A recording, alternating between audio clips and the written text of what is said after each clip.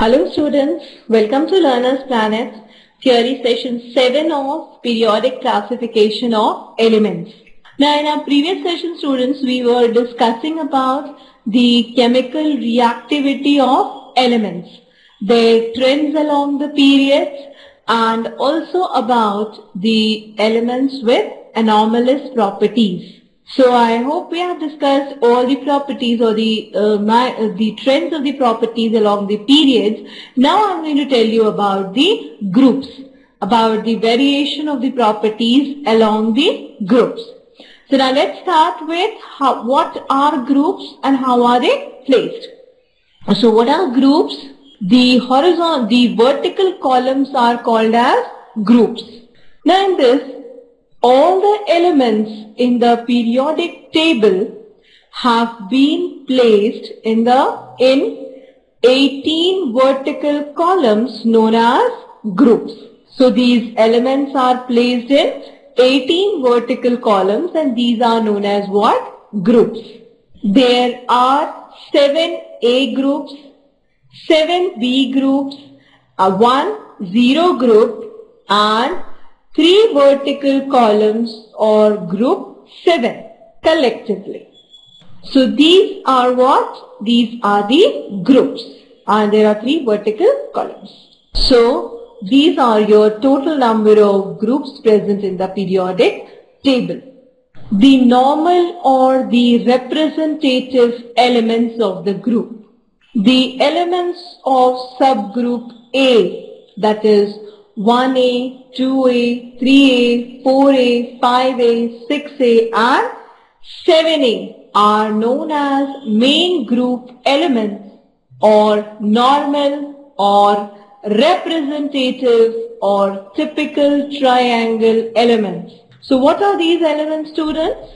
Group 1A. It includes what?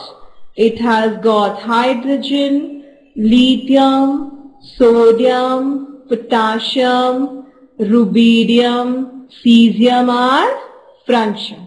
Group 2A, it has got beryllium, magnesium, calcium, strontium, barium and radium.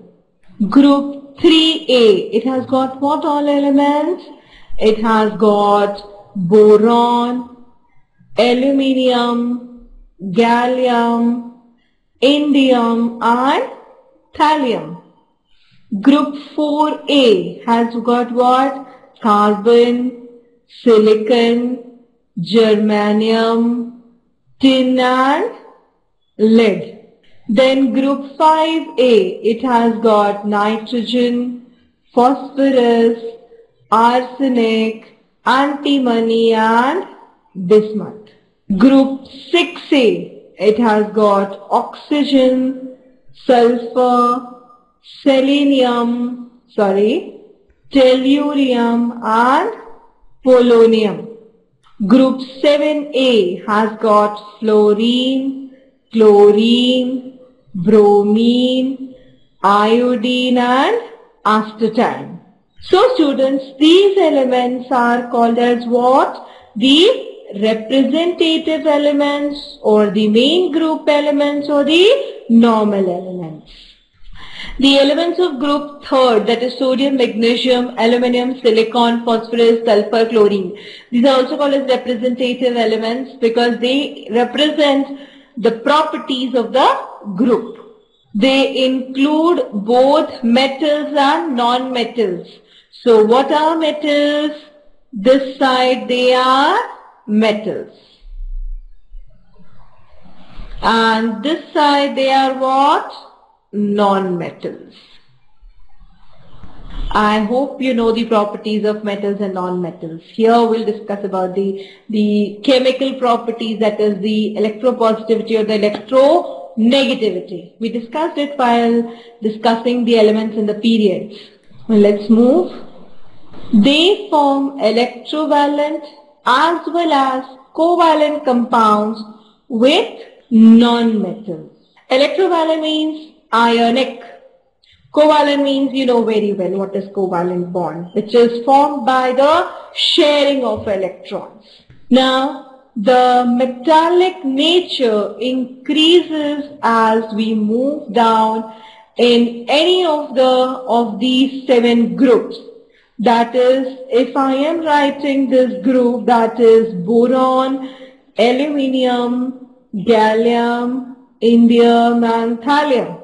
What is happening? If I am moving down the group, what is happening is that the metallic nature is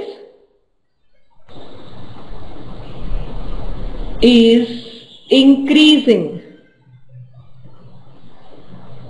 That is, boron is a non-metal and the strongest metal in this would be thallium. Then is some heavier elements like tin and lead exhibit variable valencies. Where are tin and lead?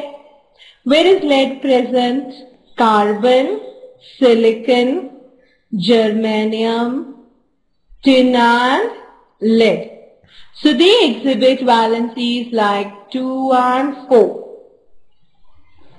So they are exhibiting what? Variable valencies. Now let's move. The noble or the inert gases. The elements present in the 0 group are called noble or the inert gases. What are these elements? These are, I'll write it here, these are helium, neon, argon, krypton, xenon and radon. So these are called as noble gases or the inert gases. Why inert, students? Because their octet is complete. They have got 8 electrons in their valence shell. Now they are so called because they hardly react with other elements. They have 8 electrons in their valence shells, except helium, which has only 2. So, how many electrons do they have in their valence shell? They have 8 electrons. Only helium has 2 electrons. Representative elements and the noble gases are collectively called main group elements. So, group 1A, 2A, 3A, 4A, 5A, 6A, 7A and the 0 group elements. They constitute what? Main group elements. So they have 8 electrons in their outermost shells except helium, which has got only 2 electrons. Now moving to the next slide. This is about transition elements. The elements of subgroup B are known as transition elements. I'll write down the transition elements here. That is, this is scandium, titanium, vanadium, chromium, manganese, iron, cobalt, nickel, copper and zinc. So these are what? This is 1B, 2B, 3B, 4B, 5B, 6B, 7B. And this is, students, 8B, which is divided into 3 subgroups again. And it is divided into 3. In transition elements, the valence shell and the penultimate shell are incomplete. What is the valence shell? Valence shell is the end shell, that is the last shell. Okay, so what is the valence shell? This is the last shell. And the penultimate shell are incomplete. Now all these elements are metals with high melting and boiling points. Now these are what? Metal. You must be knowing iron is a metal which has got a very high melting point. Likewise your chromium, your magnesium, all are what? Metals. Now the inner transition elements.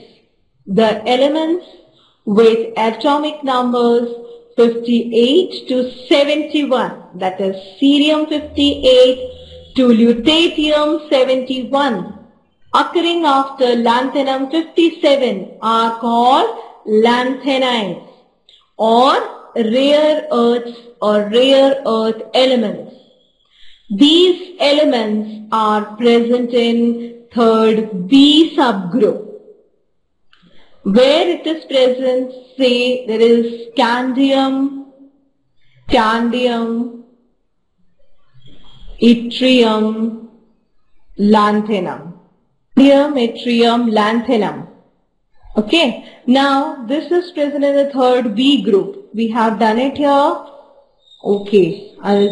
Sorry students, I'll just rectify this. The naming of the subgroups, I have made it wrong. I'm very sorry for that, students. I'll correct it. It would be, this is third B. Scandium. Titanium is fourth B. Vanadium is fifth B. Chromium is sixth B. Magnesium is seventh B. Iron is 8. So we have got this. Okay. Now this is first B and this is second B. I'm sorry students. I made it wrong. My fault. My mistake. I'm sorry for that. So this is your scandium comes in third B, titanium in fourth B, vanadium in fifth B, and so on and so forth. Your eighth B is iron, cobalt and nickel. I was here scandium, yttrium, lanthanum. So this is in third B. Okay. Now, after lanthanum is 57. After lanthanum, we have got 14 elements from 58 to 71. That is cerium to lutetium. These are called as rare earths. Likewise, the elements after actinium are called as actinides. So the elements with atomic numbers 90 to 103, that is thorium 90 to lawrencium 103, are called as actinides. So that is, this is scandium, yttrium, lanthanum and actinium. These elements are also present in the subgroup third B. That is, here is actinium also. With the atomic number, what is it? It is 89. Now, after these students, 14 elements, these are all called as actinides. Now, these are called as inner transition elements. Say if there is, here it was titanium. So, titanium, zirconium and hafnium. Vanadium, tantalum and niobium. Chromium, molybdenum and tungsten. Chromium, molybdenum and tungsten. Ferric, ruthenium and osmium. Or there should be manganese also in between. So likewise, these elements are arranged. Okay, so there is manganese here, tectonium and rhenium. Then there is ferric, ruthenium and osmium. Right. Then there is cobalt, there is nickel, palladium, platinum and palladium. Or there is copper, silver and gold. Then there is zinc, cadmium and mercury. Okay. So, these are the elements of transition series. So it is cobalt, rhodium and iridium. Now in this case, students, what happens that there are, say, some 14 elements after lanthanum and 14 elements after actinium. Now these elements are arranged below the periodic table. Why? Had it been, if I had arranged 14 more elements here, then it will create a chaos. Okay, so they are arranged below the periodic table. These two series of elements have similar properties and have been placed in two rows at the bottom of the periodic table. Now students, do remember the first element of the lanthanide series, that is cerium, and the last element of the lanthanide series, that is lutetium. The first element of the actinide series, it's not actinium, it's thorium. And the first element of the last element of the actinide series is lawrencium. Do remember this. Lanthanum and actinium are not the members of lanthanides and actinide series. Okay? They are the elements of D block elements. D block. The elements of both the series are collectively known as inner transition elements. Why they are known as inner transition elements? If I go back to my previous slide, it is that it is a transition series within a transition series. Say this is a transition series. Inside this, there is another transition series from cerium to lutetium. That is why, students, they are called as inner transition elements. They are heavy metals with high melting and boiling points. So these are metallic in nature. Lanthanides and actinides have similar properties because they belong to the same subgroup, that is 3b. Just look here. This is 3b subgroup. So these lanthanide series and actinide series, they belong to the same subgroup, that is 3b. So they are having the similar properties. These are the elements of the periodic table. Now let's take up the characteristics of groups in long form of periodic table.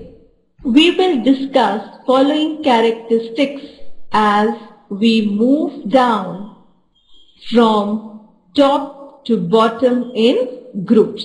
Valence electrons of the elements and their valency, size of atoms or the volume of the atoms, metallic or non-metallic character of the elements, and also the chemical reactivity of the elements. So now let's start with the valence electrons. Valence electrons of the elements and their valency. The number of valence electrons remains same as one moves down a group. Say, let's take the simplest group. I'll move to some nitrogen. So if I'm talking of nitrogen, phosphorus, arsenic, antimony and bismuth. So how many valence electrons are present in this group? They are present in the fifth group. So the valence electrons is 5. So along the group, so all the group elements will have how many valence electrons? How many valence electrons they are going to have? They will have 5 valence electrons. Likewise, oxygen, sulfur, selenium, tellurium, and polonium. How many valence electrons they are going to have? They will have 6 valence electrons. Got my point? So, the valence electrons remains the same. The valency of metallic elements is same as the group number of the element and is taken as positive. Metallic elements means sodium, say lithium, sodium, potassium, rubidium, cesium and francium, magnesium, calcium, strontium, barium and radium. This is first A group and this is second A group. So, what will be the valency of first A group? 1. What will be the valency of second A group? 2. Right? Likewise, your boron, aluminium, gallium, indium and thallium. So, their group number is 3. What will be the valency? 3. But children, the valency of non-metallic elements is given by the formula group number minus 8. Right? So, its valency will be, say the group number is, what is the group number? It is 15th group number. 15. And what would be the valency? The group number is what here? So what would be its valency? This is what group, students? This is 5th group or the 15th group. So this is group 5 minus 8. So what will be the valency? 3. Likewise for oxygen, the group number is 7. So what will, the group number is 6. So what will be its valency? 2. And there are no charges on the valency. It is always taken as positive. Now let's see how it is calculated. Check. These are the metallic elements like lithium, sodium, potassium. Their atomic numbers are 3, 11 and 19. Their electronic configurations are 21, 281, 2881 and 2881. Valence electrons are 111. So their valency is 111. Okay? And it is the group number. Likewise, if I talk of group 7. So what is the formula? The group number, that is 7 minus 8. Right? So here, elements are what? Fluorine, chlorine, bromine, iodine and astatine. These are what? Non-metals. Atomic numbers 9, 17, 35, 53 and 85. The valence electrons are 7 and their valency is 1. So here you are getting minus 1, but you will not put a minus sign there because valency is always a positive thing. So, what can we conclude from here? Elements of group A are metallic. Okay? So, elements of group A are what? Metallic. They have 2 electrons in valence shell and hence have valency 2. Elements of group 3A are again metallic. Have 3 electrons in the valence shell and hence have valency 3. Elements of group 4A are non-metallic. Have 4 electrons in the valence shell and hence have valency 4. Elements of group 5A are non-metallic. Have 4 electrons in the valence shell and hence have valency 4 minus 8, that is equal to 4. Okay, so valency is what? 4. Here we are getting minus 4, but the valency is only 4. Likewise, elements of group 5A have 5 electrons in the valence shell and hence have valency what? 5 minus 8, that is equal to 3. Don't take it your arithmetically. The answer would be wrong then. Arithmetically it should be minus. But here in this case we have to take it as positive. The elements of group 6A are non-metallic. They have 6 electrons in the valence shell and hence have valency 2. Arithmetically it will come out as -2, but valency is taken as positive. Elements of 0 group are noble gases. They have 8 electrons in the valence shell and hence have valency 0. So this is all about the valence electrons and the valency of atoms of elements. So I'll conclude this lecture now. In our next session, we will be discussing the gradation of or the trends of property along the group. Thank you students for listening patiently.